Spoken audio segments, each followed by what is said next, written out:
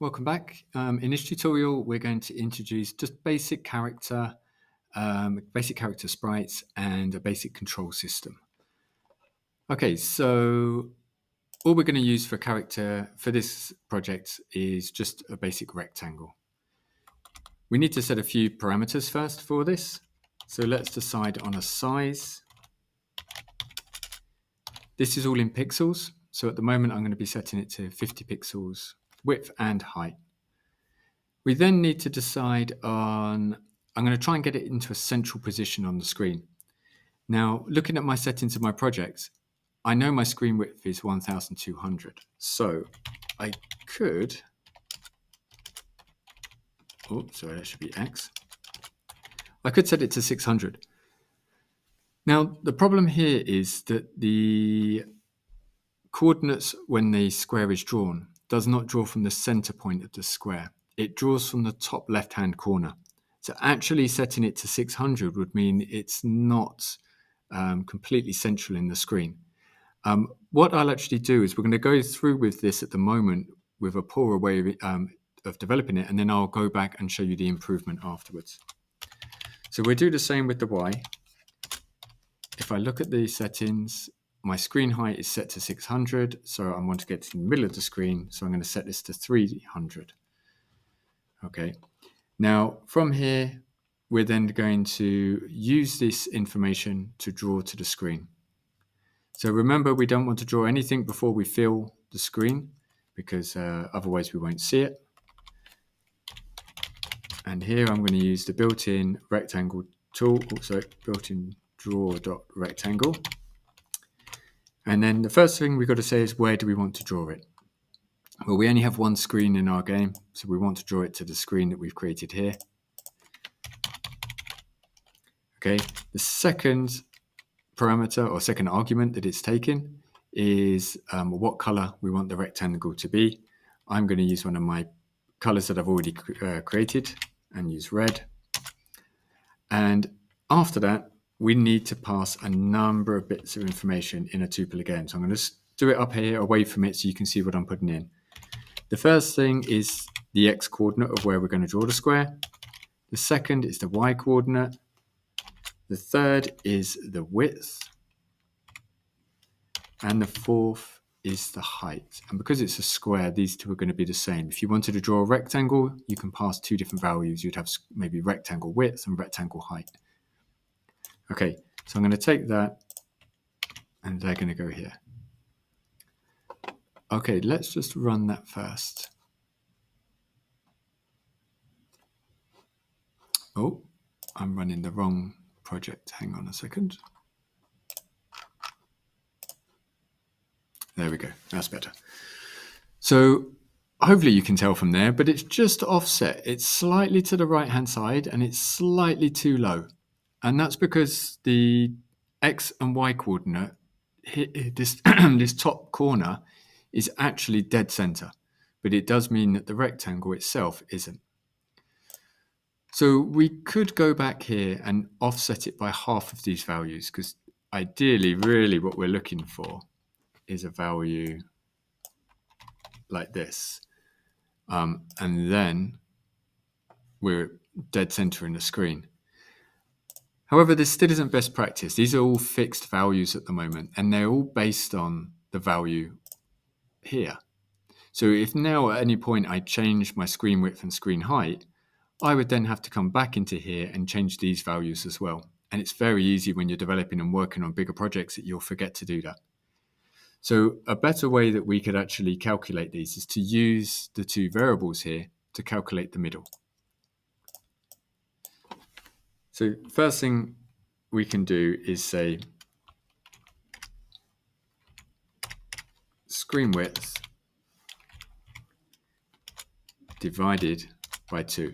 Now the reason I've got this double slash is because I don't want it to come back with a decimal point number. I need a whole number here.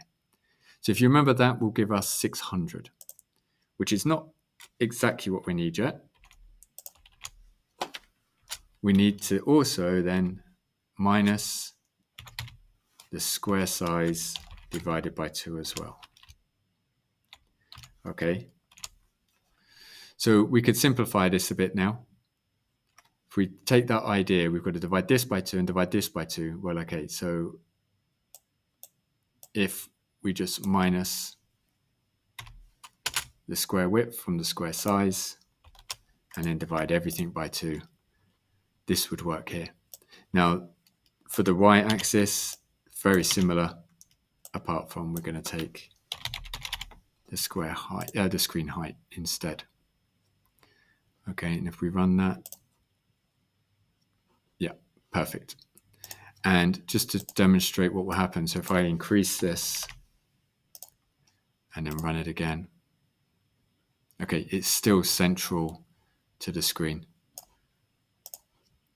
And that's why setting your code up and taking the time to do things like that, it's important. It does make it a lot easier. Okay, so we've got the square drawing. Let's give it some form of movement now. We're coming back to like the very first time when we set up this project and we talked about events. And every time the user does something in a loop, pressing keys in that, they get stored in this event log. Okay, oh, sorry, it would be this event log here. And then we loop through and we get each event that's happened in that log, and if we need to, and we see if we need to react to them. So the only one we've got set up at the moment is if the event type is a quit event, and then we close the game. We're now going to check for another event type.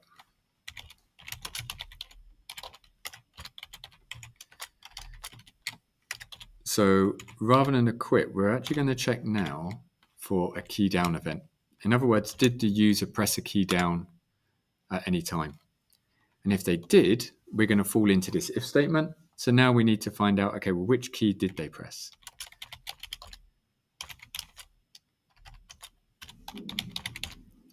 Now, all keys begin with the uppercase K. We then can use an underscore, and you'll pretty much find the whole keyboard on here.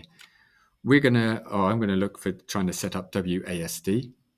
So the first key I'm going to check for is W. Now, if W is pressed, we need to change the y-axis.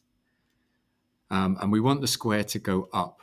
Now, if you remember, I said at the very top of the screen, the coordinate there is 0. So we actually need to deduct from the y coordinate to then move it upwards. So I need to take away from it. But what are we going to take away? Well, let's go back up to our properties of our square here. And we need to add a new one now. I'm going to add this as square speed. And I'm just going to set this to 5 to begin with. Come back down here and we're going to deduct the square speed from y. So it will deduct 5 and it will move 5 pixels higher up the screen. Once we've done that, we've then pretty much got a copy and paste job. Okay, we've got an elif now, and not W, but S. And in this case, we're not deducting from Y, we're adding. Okay, so it will move down the screen. I can then copy that again. This time we're going to look for A. I now should be changing the x-axis, and I'm moving closer to the left, which is 0. So I need to deduct from that one. And then finally,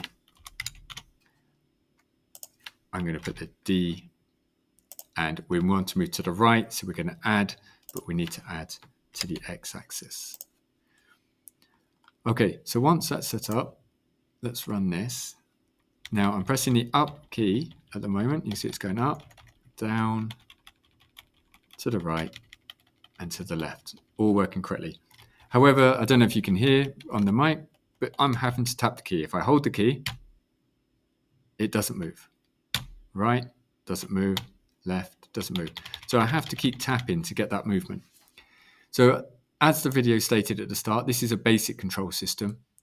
Okay, if you want to improve on top of this, you'll need to watch the next tutorial, which is the more advanced control system. Okay, have fun.